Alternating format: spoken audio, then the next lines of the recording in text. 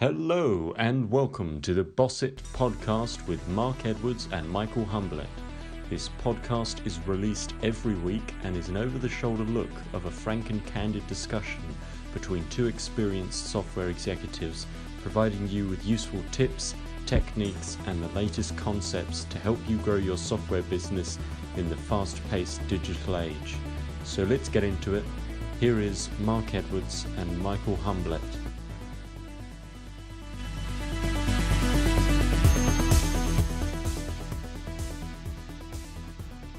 Hello and welcome to the Boss It podcast.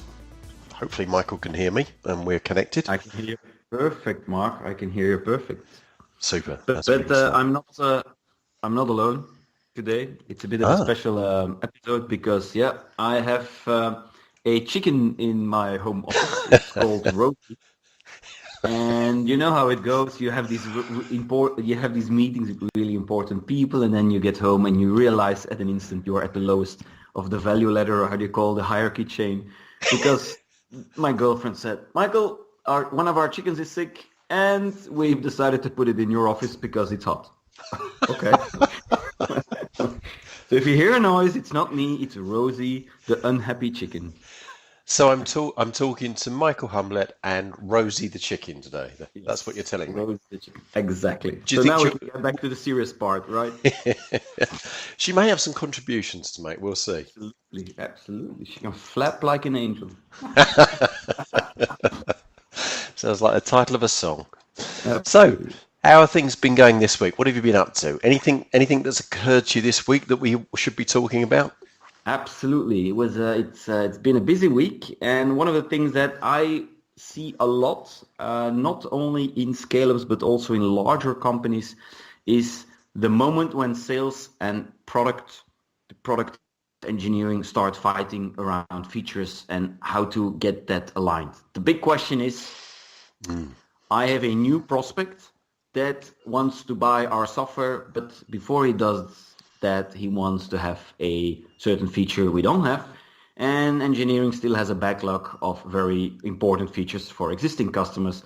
Which one of the two will you take? How will you decide? You must have come across that one too, Mark. Absolutely. Actually, your timing is perfect, as always, because it's just been this week that I've been discussing with one of my colleagues who's a real expert in this area on the sort of the product strategy side. Mm-hmm. And we were talking about the importance of product development and the strategy behind software development, and been talking about the sort of the immediate implications that can have for sales, but also the implications that can have at the point of sale when you're looking to sell your business. Obviously for us that's one of the areas that we're always looking at. And what we've done is we've built out a component of our service which is looking at making sure you've got the right strategy, making sure that you do risk mitigation and you get the correct marketing, because there's a lot. It's a big area, it's a big topic. It's bigger than we can cover in this podcast, but so critical and is often overlooked. You know, I've seen a lot of money wasted in this area. I think we should get your colleague one day in and just talk about that for an hour, actually. Yes, well, it's Vincent. You've met him. He's very good and very strong on this area, and I think it would make an interesting interview that we could do. We could have a chat with him on the podcast, so that would be good. Yeah, let me ask like a shortcut question here, because you're thinking of it. I'm thinking of at this stage of, let's say, sales. Yes. If you had to make the choice, I know it's going to be a difficult question. What would you prefer, that a company focuses on their existing customers to make sure they are absolutely happy and upsell there, or rather on scaling on new ones? That's a difficult question. It is. Interesting. If you want Rosie to flap now and we start on something else, you just shout. Give me some thinking. It's a good question, though. I like questions that make you think like that. I think one of the really important areas, and this actually links back to something we touched upon before, which is the study that we've been doing over quite a few months now, looking at the unicorn companies. So these are the really fast growth companies within the software tech So what we've done is we've first of all gone out to identify those companies worldwide. Quite interesting when you start to break them down, look at them by countries, and then you're looking at the common denominators. And we're going to be putting together a paper on this. I've made lots and lots of notes, and it's quite interesting. We're starting to look for the common denominators, the patterns. What is it that we can learn from these really fast growth companies that can be applied to all of the businesses in software tech? And I think one of the things that jumped out at me immediately was their focus on the customer experience. So it's Absolutely. making that experience not just good, but exceptional. So I think in that respect, a big part of that is with your existing customers, is focusing on your existing customers so that they don't just get a good experience when you're in the process of winning their business, but throughout the life that you have with them. And that depends on what it is that you're selling, whether it's a product or a service, and what type of product or service. But typically with software tech, you have a client for quite a long period. It's not typically a sort of a one-off sale, you never see them again.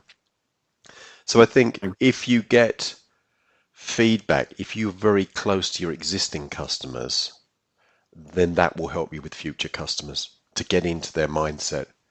And in fact, interesting exercise that we've done over the last few weeks, and I just saw the final document today, which was what we call a 3D profile on our customer.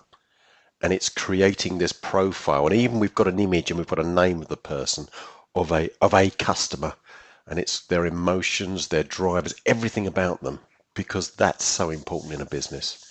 So to answer your question, it's a tough one, because obviously you want to focus on your existing customers, but you always want to be gaining new customers. I think if I had to be pushed and choose, I'd say focus on your existing customers, make sure that experience for them is really exceptional, and then go and win some new ones using that knowledge and processes. Is that a fair answer? Yeah, no. I always have a tendency to go for new, but it's the nature of the beast. But you're a hunter. You might be right if you think about the experience approach. I think you're definitely right. The thing I advise them, because it's a hard question, is I want them to set up a product board, what I call. So everybody gets a seat, sales, and executive, engineering. They all have to make one slide where they basically explain, like, this is the market, that's what we're facing, that's the impact on the revenue, that's why we should do it.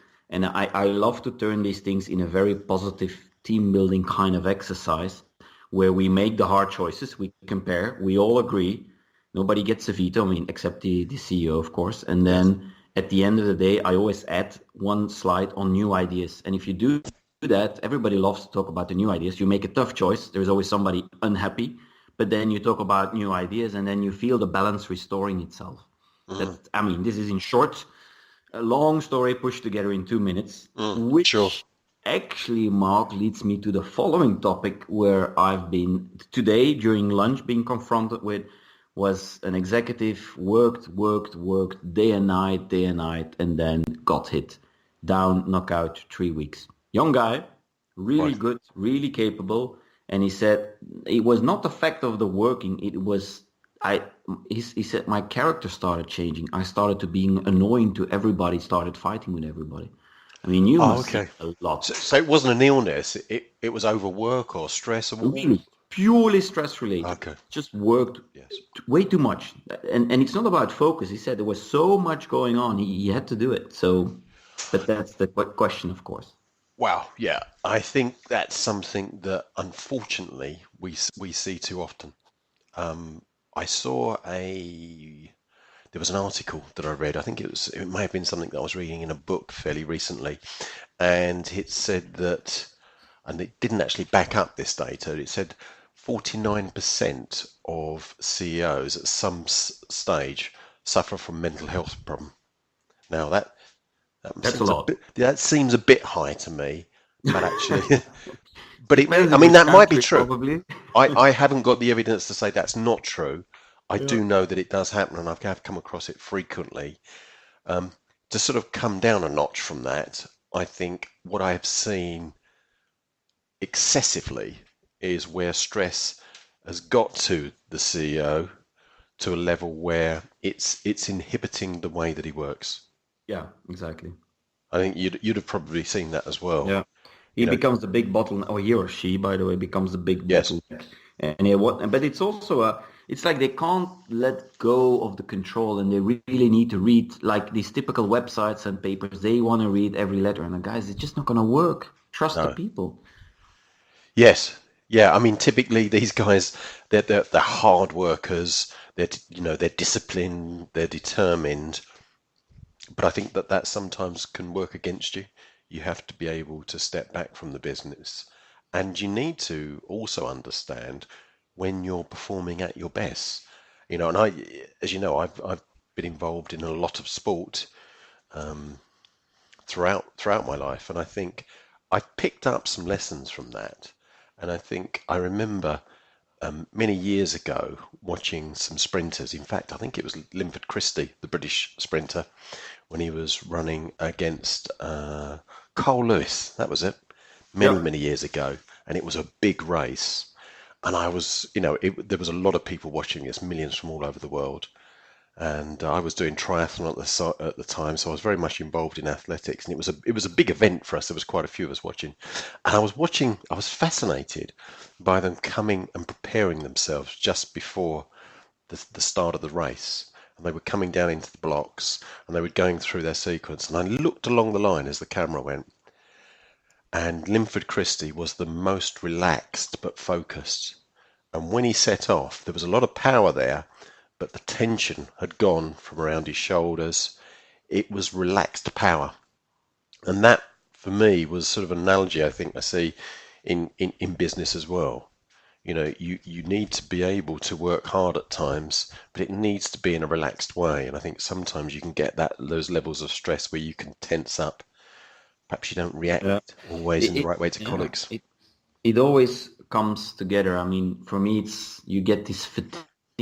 That's when you start. You start becoming tired, and then you start eating badly. You start working longer. You stop sporting, and you see it coming, and still you continue, and then it's hard to stop. It's like I always compare it to a spring or a coil you push together, and it's very hard to, because when the moment you let go, it's gonna not snap, but like, man, my native English is getting out of hand. It's gonna not explode. It's gonna de-stretch. How do you say that? If you push a spring together and it's overstretched, you mean? Yeah. So suddenly it snaps and. Oh, I see what you mean. Yes. Yes, you're right. Yeah. The thing, though, I mean, that's something that we've identified. What's the solution? What's the advice that we would give to business owners? Exactly. Yeah. I mean, one thing that I consciously do, because I've got to say, probably the last 2 months, for me personally, have been the busiest I've ever been in my life. And what I've done is I've made sure that my interests and hobbies that I have outside of business, I religiously continue. So as you know, I got involved in acting recently. I keep up my boxing training that I do, and I also do photography.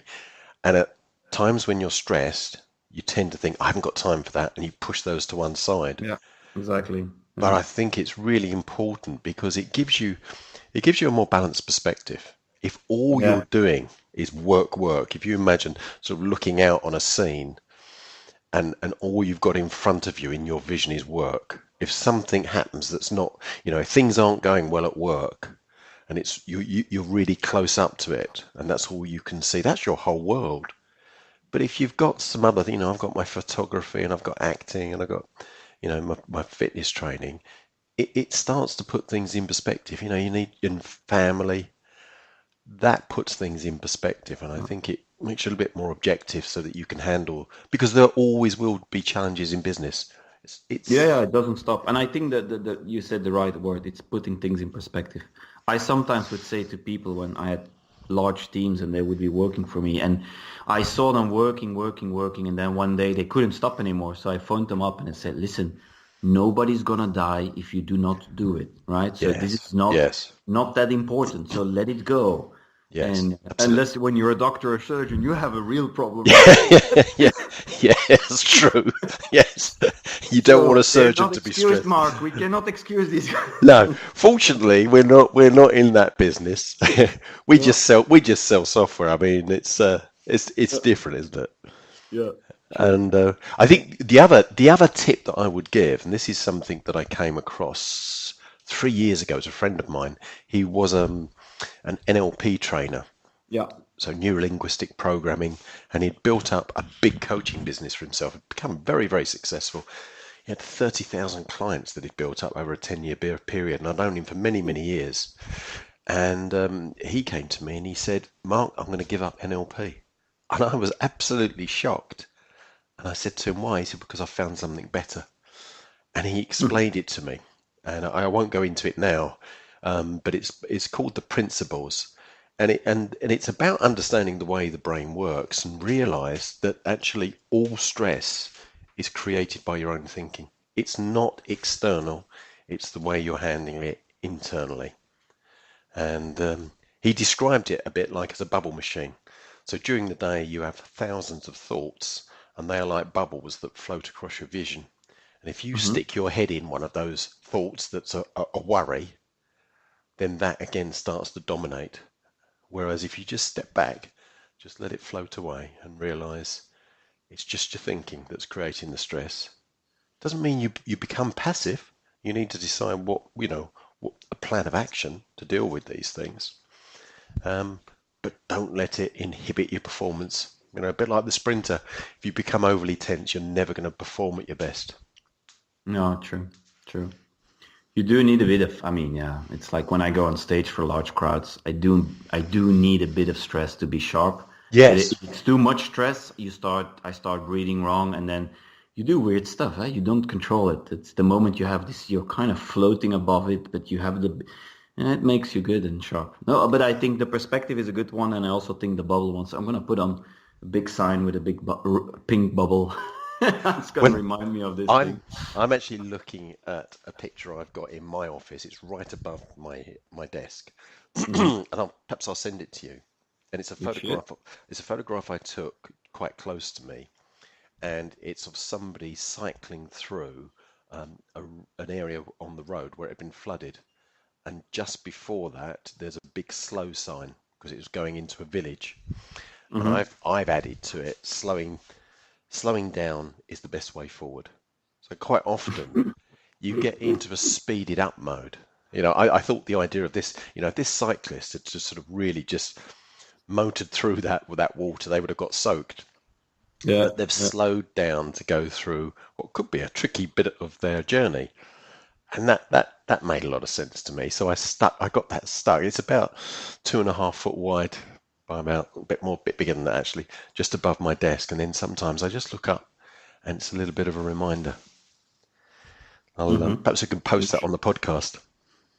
You should, for sure. You mentioned about going on stage. Made me think Yeah. actually, what's your process? Because we've both been in that situation where you've got to go up and you've got to present to a lot of I, people. What's your I, process you I, do immediately before actually going up on yeah, stage? I have something really simple. Yeah. Everybody knows, let's say, the middle part. Actually, you're always an expert. Most people are an expert and know more about their topic than the crowd in front of them. If that's not the case, you should not be on stage, right? That's number one. True. Yeah. So, Yeah. um, so what I do is I actually only focus on the first 2 minutes and the last minute because those are the most important. So I have this mantra in my head. It's really weird where I'm gonna be redoing my first two sentences and it calms me down and sometimes really funny things happen because last time the mantra goes, "Hi, I'm Michael Humblet, founder of blah blah blah," and then this lady came on stage and she did the pre-framing. Yeah, it was hard to get to Michael, but here he is. Here I give you Michael Humblet, and then I come on stage and I do this, "Hi, I'm Michael Humblet." But it works for me. It works, and I do my one or two sentences. I break and I watch the crowd and I count two in my head and I don't say anything, and that sucks the whole attention straight to you. It's scary, but then it gives you some kind of control, and then I continue. That's It's a trick I learned. It's hard. Mm. It's not easy, but it makes you control the stage like within a heartbeat. Do you feel the nerves beforehand, before going up on stage? I Can you feel that? always. It's ridiculous. Sometimes I have 2, 3 speaking slots per day, and I'm always nervous. It's so weird, but I've seen over the years, it used to be a few days up front, and now it's literally like 2, 3 minutes before I get it suddenly, and then I'm thinking, why am I doing it? And then when you get off stage, you know that's why I'm doing it. But apparently I need some of the nerves. Yes. Yes. So sort of feel the nerves, but Yep. accept it as part of what enables Exactly. you to get You have to through. use You have to use it. Yeah. I have to use it. And you see when, I mean, you've seen me doing, when I'm really suddenly getting at ease, that's no good. I need to have a bit of tension Yes. because otherwise I kind of lose my thread and I'm starting to look around and I'm like, no, this is no good. So I A, need to have a bit of pressure there. a bit of adrenaline to be flowing. Yep. Yeah, it's exactly adrenaline, and then you feel so. And then while I'm talking, for me, really key is always know your next slide. So know how you do the transition. The key for me for good speakers is transitions Yes. and the way you move around. If you look to stand-up comedy, you see they are master in switching. Yesterday night I was looking at Ricky Gervais. I don't know how you pronounce that in Ricky English. Gervais. His last show on Netflix, and you see him like moving left, and I'm thinking he mastered this so beautiful. And just think of your next slide, know what the story is, how you're gonna get there, and then stage it, use space, especially what you're not saying is really key.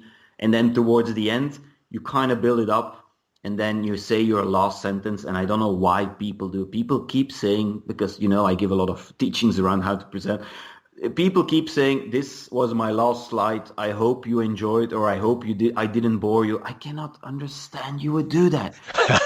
Something very simple. If you don't know what to say, people believe in people that believe. You just say, Yes. I am convinced that blah, blah, blah. I believe Yes. that if you would use one tip of today, you will make more revenue. Something like that. Yes. And then again, 2-second pause. Everybody's going to watch you again because they know it's the end. And then you say, thank you. That Yes. little moment in the beginning and the end makes people pay attention. Now, dear listeners, you've heard all my tricks, so I can't do them anymore. So how do you do it, Mark? Because I've seen you. You don't seem, you're one of those guys for me that when I get nervous, I tend to speak faster. I start living faster on every front. When I see you, you are one of those guys, you calm down and you will actually talk too long because you're at ease. That's very weird. I don't meet a lot of people that do that. Saying nicely, Mark. Over time, right? So what you're saying is I just talk too much. I talk for too long. So I better keep this answer really short. I used to have one of my former CEOs. He had the same. It was very weird for me. So I would prepare 40 slides, and I knew I would push 40 slides into 20 minutes. That was just what happened. Yeah. And he would prepare 5 slides, and he would talk 2 hours about them if he wasn't careful. It's just, I think you have the same. You get on stage, you feel at ease because you're born to do that, and then you want to explain and do it properly. And it's just another.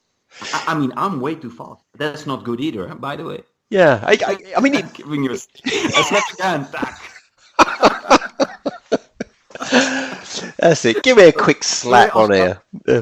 No, well, what I tend to do is before I go to speak, if I feel that the nerves are at the right level, then I'll just go out there, and I don't think too much about it. I think what I tend to do is I pre-visualize at some stage. It may be immediately before, it may be the night before, maybe the day before. I actually picture the presentation that I'm going to do, the room, me talking to the audience, and I picture it going well. And sometimes if I'm in a situation where I can feel the nerves a little bit, I will think back to other situations where I'm really pleased with myself and I've done a really good presentation. But that really is just a technique that I've picked up from sport. Yeah. It's Yeah. that pre-visualization of Yeah. the event going well, of the race, The- of you executing. So yeah. and I The, think that's quite common. That's just used by a yeah. lot of different people in sports and business. I do the, when I prepare, I do the same. I'm running around in my home office, and I need to kind of pretend I'm talking to the people because again, while doing, I'm focusing on the transitions. I need to get my timings right, and it's Yes. the same kind of. But I mean, for me, it's simple. If I do a presentation, I think by the fifth time I get it really, really, really well. But that means if you do it for the first time, so you need to do it several times. And it's like everything in life. Every time when you see these really, really good presenters, I was with a bunch of executives who were watching this presenter and they looked at me like, yeah, man, that seems so easy. And I said, if it seems easy, he has practiced this like Yes. crazy. That's Don't be mistaken there.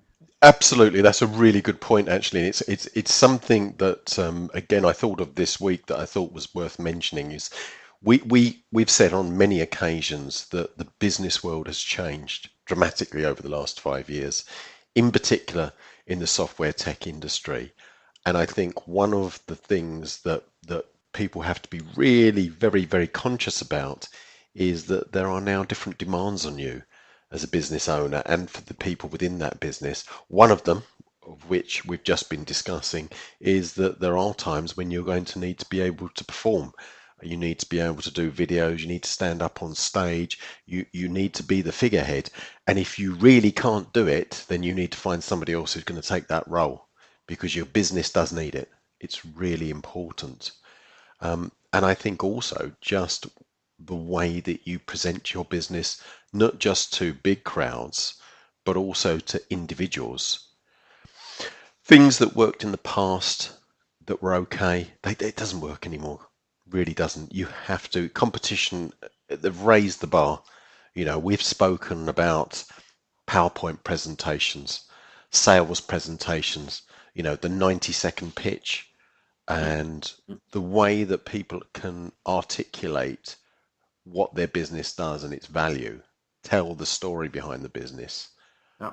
Yeah. Oh, if I had one request to the software tech industry is wake up, guys, because I see so many businesses that it's not just poor. Sometimes it's appalling.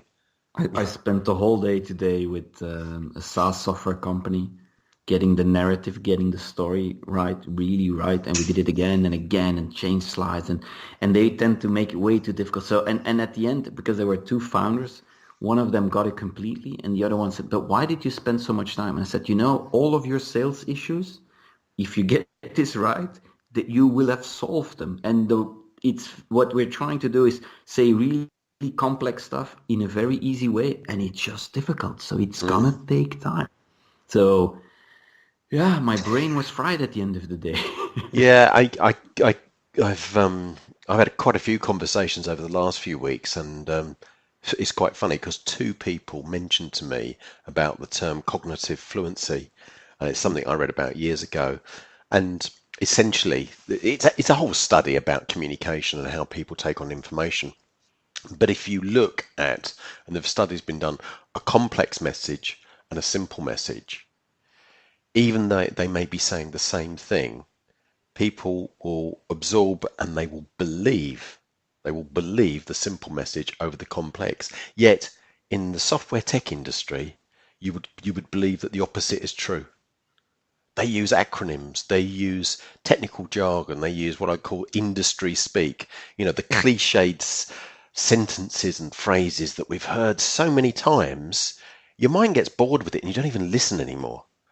The stuff that some of those analysts throw out into the industry, and then everybody starts copying them. And actually, you Yeah, just need yeah. good, simple, plain English or whatever your And language then is. one, yeah, and then the one killer image. I Yes, always call it the one killer slide, the one image that you immediately you look at it and within 2-3 seconds you get it, and that's so hard. The guys from I don't know, I mean, one of the good examples is hotjar.com.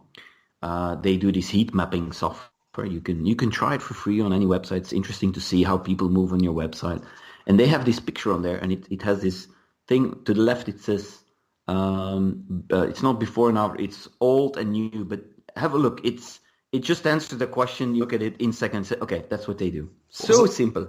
What was the name of the company? Hotjar.com. JAHOTJAR.com. Yeah. It's heat mapping for websites, so you can see what people are actually doing. We use this a lot in the, the sales sprint concept I do. We use this a lot because people, to go fast, you don't have to write the perfect text. I'm always saying people are not reading everything, and then I use this software to prove that people are literally not reading at all anything. So you should move 10 times faster because it doesn't need to be perfect. Right? We get to that explanation is for another session, Mark. Yeah. Well, it's funny because I was talking yesterday about with our service where we've got icons for the different modules within the service, and they act as like flash memory cards. Yeah, and with this white paper that we're doing, we're thinking about creating some simple hand drawings, but almost as sort of iconic memory cards for each of the sections. So visually, I mean, you don't have to teach me much about that one. I'm a real believer because being a photographer, visual imagery, so important. The book we talked about last time, .com Secrets of Russell Brunson. Yes. I mean, the whole book is filled with pictures of stickmen. Yes, that's true. Yes. And you're looking and you're thinking, this can't be true. But then you think, damn, this is, I mean, there is no escape to it. And each time when I'm explaining something, I start drawing these stickmen, I'm thinking, man, this is crazy. But it works. Well, the other one that springs to mind is immediately Predictive Revenue by Aaron Ross. Predictable revenue. Predictable Revenue, that's the one, by the guy who was at Salesforce. And the drawing on the front, it looks like he just did it with some crayons, but it sticks in your mind, and it does convey what he's trying to put across. So it's really important. So it's compelling, the power of compelling words and really good images that back that up. Yeah, exactly. We've been talking for 31 minutes, so I think we should probably start to bring things to an end. Rosie's getting nervous. It's time for me to leave my own office. I clearly see that. I must admit, I didn't hear any squawking or flapping. Oh, she's been nice. She's been nice. But she's giving me the eye now. she wants some feed. Okay, well, it's been good speaking as always. And for those people that have been listening and perhaps have been listening to last few of our podcasts, it would be interesting to get some feedback. And if you've got some topics that you would like us to cover from the software world, we'll have a go. None of this is scripted. It purely is a conversation. Like the question that Michael threw at me right at the beginning. I didn't know that was coming, but we'll just take it the best we can. So if you've got any questions or some ideas, just let us know. So for now, thanks for your time, Michael. And we'll speak again soon. Thanks for listening. Much. Thank you. Bye-bye. Cheers.